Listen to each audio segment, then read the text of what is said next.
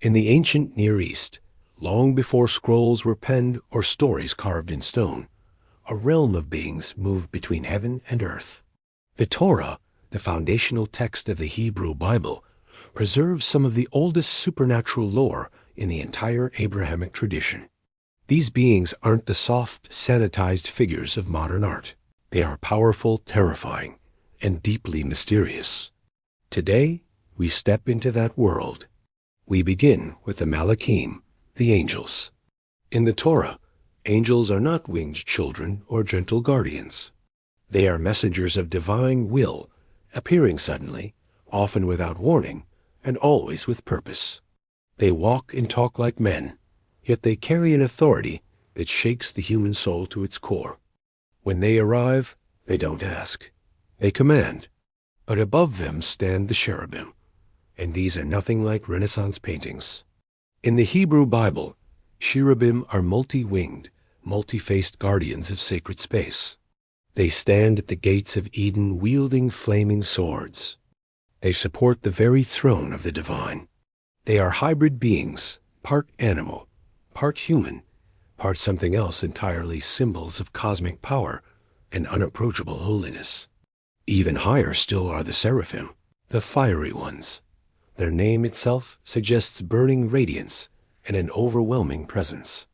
These beings are described as blazing with light, their wings covering their faces and feet as they cry out in a celestial chorus. They are not gentle. They are awe-inspiring, terrifying, and ancient. And then there is the most mysterious figure of all, the angel of the Lord. Unlike other angels, this being speaks as God, acts as God, and yet appears in angelic form. When he arrives, reality bends. Mortals fall to their knees. The boundary between the divine and the created blurs. Scholars have debated his identity for centuries, but the text leaves him shrouded in mystery. Yet the Torah doesn't only speak of beings of light. It also reveals entities far darker, more ambiguous, and more unsettling. One of the earliest is Ha-Satan, the adversary. Not yet the horned devil of later tradition, Ha-Satan is an accuser, a tester, a challenger. He appears in the divine court, questioning human motives, pushing boundaries, and exposing weakness. He's not a rebel. He's a prosecutor, a being whose role is to test the integrity of humanity. But beyond him lie evil spirits, forces of chaos and torment. These spirits are sent as judgments, as consequences, as catalysts for change. They unsettle kings, drive men to madness, and disrupt the natural order. They aren't demons in the later sense, but they are dangerous, unpredictable, and feared. Then there are the familiar spirits, known as the Ob. These are the spirits contacted through forbidden necromancy voices of the dead, or perhaps something pretending to be the dead.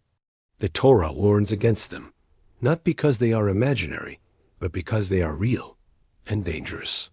Those who sought them out risked opening doors that were never meant to be opened.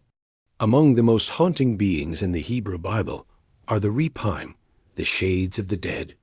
Sometimes they are described as spirits in the underworld. Other times they are linked to ancient giants, remnants of a forgotten age. They linger in the shadows of history, half remembered and half feared. And then there are the Nephilim, perhaps the most mysterious beings in the entire text. Described as the offspring of the sons of God and human women. They are giants, warriors, mighty men of old. Their existence marks a time when the boundary between the divine and the human was crossed, and the world was never the same. Their presence is brief, but their legacy echoes through countless myths and legends. In later Jewish tradition, another figure emerges from the darkness, Lilith. Though not explicitly named in the Torah, she becomes a symbol of the night, a wandering spirit, a seductress, a bringer of fear. Her origins are debated, but her presence in folklore is undeniable. She represents the wild, untamed forces that lurk beyond the edges of civilization. But the supernatural world of the Torah extends even further, into the realm of cosmic monsters and primordial beings. In later Jewish writings, especially the Book of Enoch, We encounter the Watcher's angels, who descended to earth, broke their boundaries, and corrupted humanity. They taught forbidden knowledge, fathered giants, and brought chaos to the world. Their fall became a warning. Even celestial beings can be tempted.